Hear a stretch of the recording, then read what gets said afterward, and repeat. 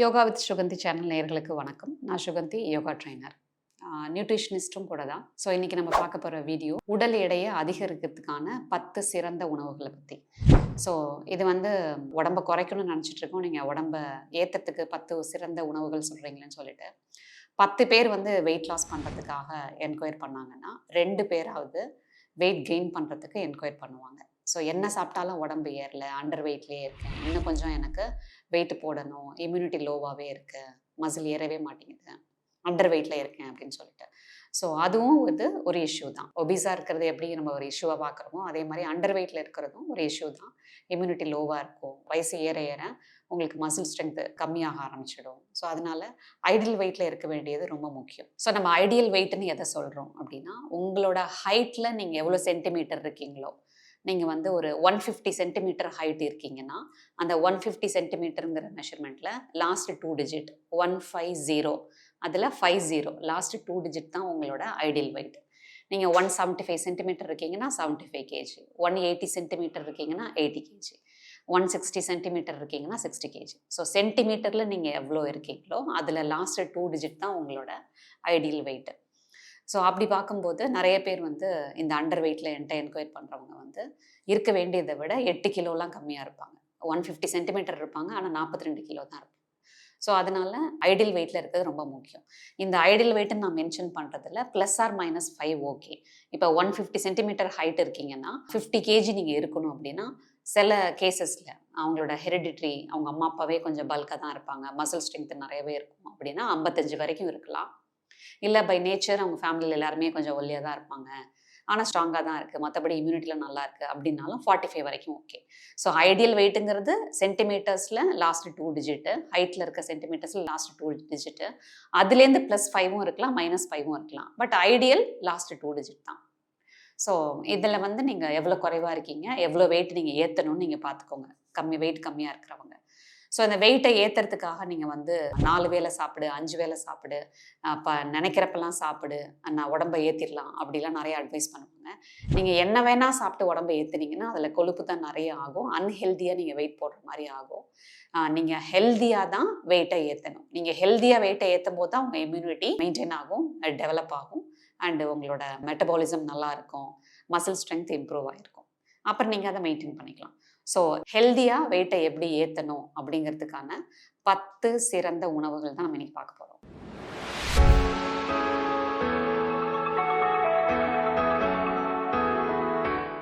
First நிலக்கடலை. So நிலக்கடலைன்னு பார்க்கும்போது நீங்கள் என்ன ஃபார்மில் வேணால் எடுக்கலாம், இல்லை நீங்கள் எப்படி வேணால் சாப்பிட்லான்னு அர்த்தம் கிடையாது.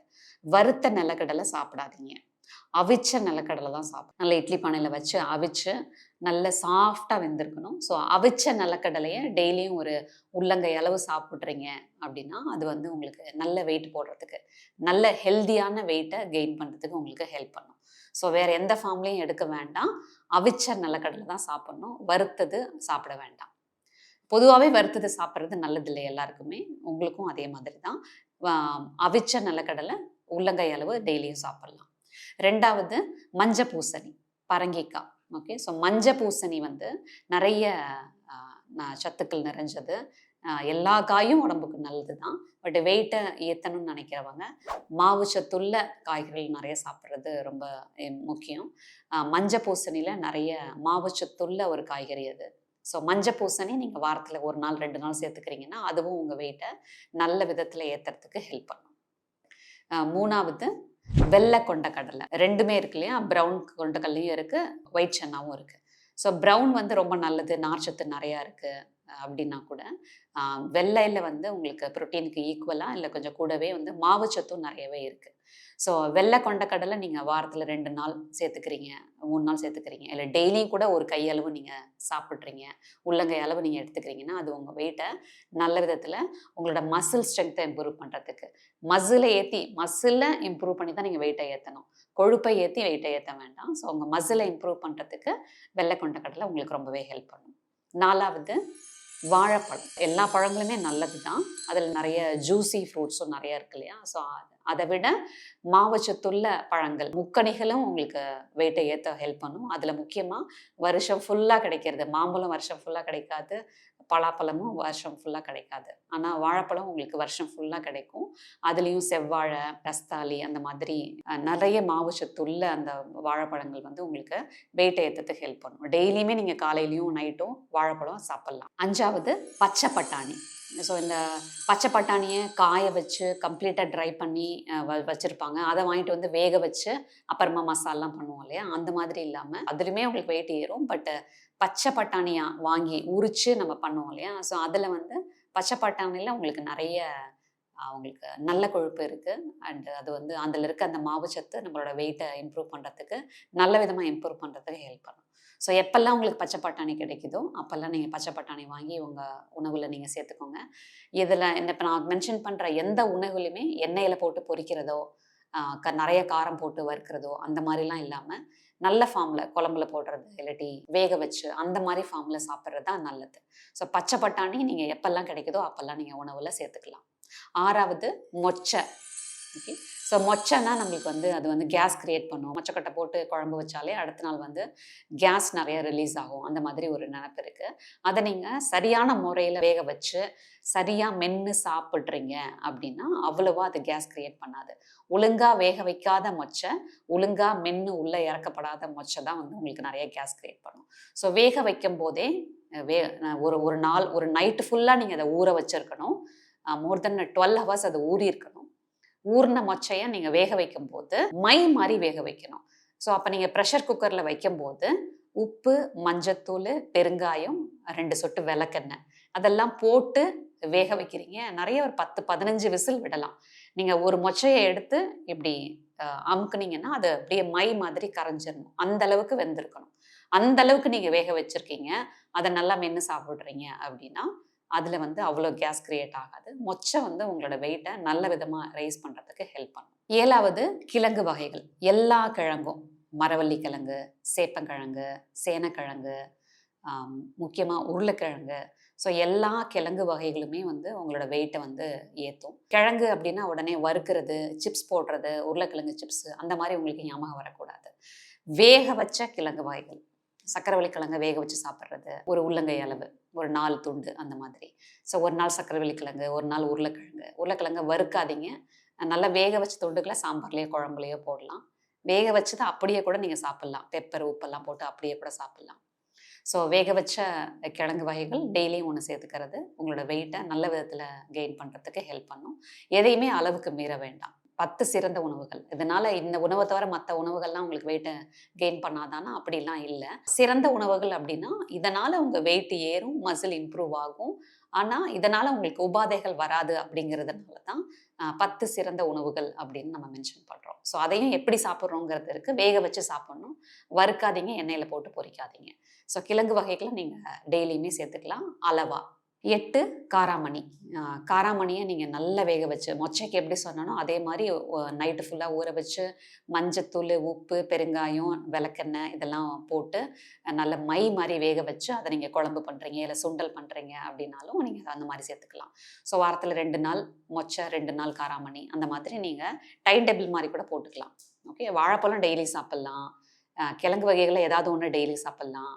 ஒரு நாளைக்கு மொச்சை, 2 நாள் கழிச்சு காராமணி, அந்த மாதிரி நீங்கள் ரொட்டேஷனில் இதை கொண்டு போகலாம். மஞ்சள் பூசணி வாரத்தில் 2 நாள் சேர்த்துக்கலாம். இந்த மாதிரி அந்த இடைவெளியோட இன்னைக்கு இதை சாப்பிட்டுட்டேன், இன்னைக்கு சாப்பிட்டுட்டேன்னு இந்த 10 உணவுகளில் எதையாவது 3 இந்த 10 உணவுகளில் எதையாவது 3 தினசரி வாழ்க்கையில் நீங்கள் சேர்த்துட்டிங்களா?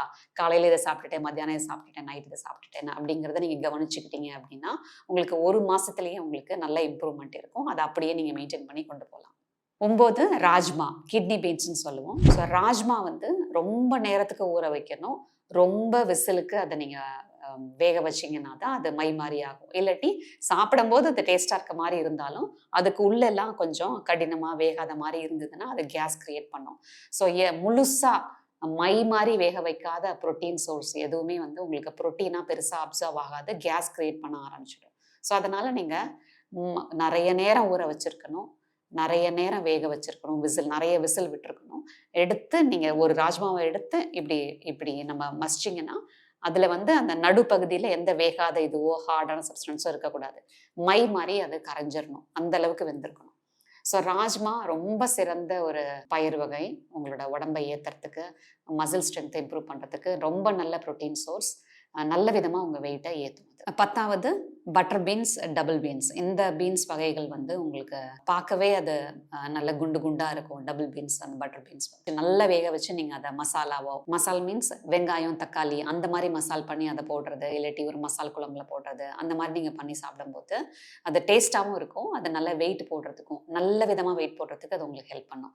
கொஞ்சம் சீசனலா தான் கிடைக்கும். டபுள் பீன்ஸ், பட்டர் பீன்ஸ் வருஷம் ஃபுல்லா கிடைக்காது. ஸோ எந்த சீசன்ல கிடைக்குதோ அந்த சீசன்ல சாப்பிடுங்க. ஸோ இந்த 10 உணவுகள்ல சீசனலா கிடைக்கக்கூடியது ஒரு 2, 3 விஷயம் தான். மத்தபடி மத்த எல்லாமே உங்களுக்கு வருஷம் ஃபுல்லுமே கிடைக்கும். ஸோ டைம் டேபிள் மாரி போட்டுட்டு, நீங்க இந்த 10ல எதையாவது 3யாவது டெய்லி கவர் பண்ணிட்டீங்களா? 3 வேளை உணவுல அப்படிங்கிறத நீங்க செக் பண்ணிக்கங்க. நல்ல ரிசல்ட்ஸ் இருக்கும். ஸோ குண்டா இருக்கிறவங்க என்னென்ன உணவுகள தவிர்க்கணுமோ அந்த லிஸ்ட் தான் இது. வெயிட் கம்மியா இருக்கிறவங்க எதெல்லாம் சேர்க்கணுமோ அந்த லிஸ்ட் தான் இப்ப நான் சொன்ன 10ம். ஸோ இது வந்து நியூட்ரிஷியஸ் லிஸ்ட் தான். இது இவ்வளோ சத்துள்ள உணவுகளை ஏன் வந்து வெயிட்டை குறைக்கிறவங்க சாப்பிடக்கூடாதுன்னா, சத்துள்ள உணவு தான். ஆனா இது வெயிட்டை இன்க்ரீஸ் பண்ணுங்கிறதுனால, வெயிட்டை குறைக்கிற ப்ராசஸ்ல இருக்கிறவங்க இந்த 10யும் தவிர்க்கிறது ரொம்ப முக்கியம். சத்துள்ள உணவு ஆனா வெயிட்டை ஏத்துங்கிறதுனால, எடை குறைவா இருக்கிறவங்க இதை நீங்க 10ல 3யாவது டெய்லி சேர்த்துக்க முயற்சி பண்ணுங்க. சாப்பிட்டுட்டு உட்காந்தா இந்த 10ல 3 ஐட்டத்தை நான் டெய்லி சாப்பிட்டு உட்காந்தா நல்லா வெயிட் போட்டுருவேனா அப்படின்னா, வெயிட் போடுவீங்க. ஆனா அது வந்து ப்ராப்பரா அது மெட்டபாலிசம் இருக்கணும். வெயிட் போட்டா மட்டும் பத்தாது. அது ஹெல்தியா இருக்கணும் அப்படின்னா, நீங்க சும்மா உட்காரக்கூடாது. டெய்லி உடற்பயிற்சி பண்ணணும். ஏற்கனவே நான் ஒல்லியா இருக்கேன், நான் வெயிட்ட ஏத்திக்கிட்டு இருக்கேன். இப்ப போய் என்ன உடற்பயிற்சி பண்ண சொல்றீங்க அப்படின்னா, நீங்க நல்லா தான் சாப்பிடுறீங்க இல்லையா? ஸோ அதனால உடற்பயிற்சி பண்றதுனால ஒண்ணும் நீங்க இளைச்சிட மாட்டீங்க. அதுலயும் நீங்க வந்து ரொம்ப எக்ஸாஸ்ட் ஆகுற மாதிரி நெறைய சூரிய நமஸ்கார், கார்டியோ ஆக்டிவிட்டி, ஓடுறது, ஜாகிங் அந்த மாரிலாம் பண்ணாம, கலோரி ஸ்பெண்டிங்ல உங்க கவனத்த செலுத்தாம, மசில் இம்ப்ரூவ்மெண்ட்ல, ஸ்ட்ரெங்த் ட்ரெய்னிங்ல உங்களோட கவனத்த வச்சீங்க அப்படின்னா, நீங்க சாப்பிடுறதுனால வெயிட்டும் ஏறும். அது மசிலாவும் கன்வெர்ட் ஆகும். ஹெல்தியா வெயிட்ட ஏத்தணுங்கிறது தான் நம்ம டார்கெட்டா இருக்கணும். சும்மா வெயிட்ட ஏத்துனா அது பத்தாது. அது அன்ஹெல்தியா இருக்கும். ஸோ இந்த உணவுகள்லாம் சாப்பிட்டுட்டு ஸ்ட்ரெங்த் ட்ரெய்னிங் பண்ணுங்க. உடம்ப வலுவாக்குற ஆக்டிவிட்டீஸ் எல்லாமே பண்ணுங்க. அது சூப்பரா உங்க இம்யூனிட்டிய டெவலப் பண்ணும். மசில டெவலப் பண்ணும். நல்ல ஐடியல் வெயிட்டுக்கு வந்துருவீங்க. அதுக்கப்புறமா அத மெயின்டெயின் பண்றதே டாஸ்க்கா இருக்கும். ஸோ உடல் எடையை ஏத்துறதுக்கான சிறந்த 10 உணவுகள பத்தி தான் இன்னைக்கு வீடியோல பார்த்தோம். ஸோ உங்களுக்கும் இது பயனுள்ளதா இருக்கும். உங்களுக்கு தெரிஞ்சு யாருக்கெல்லாம் உடல் எடை கம்மியா இருக்கு, ரொம்ப ஃபீல் பண்றாங்களோ அவங்களுக்கெல்லாம் ஷேர் பண்ணுங்க. அவங்களும் பலனடையட்டும். நன்றி, வணக்கம்.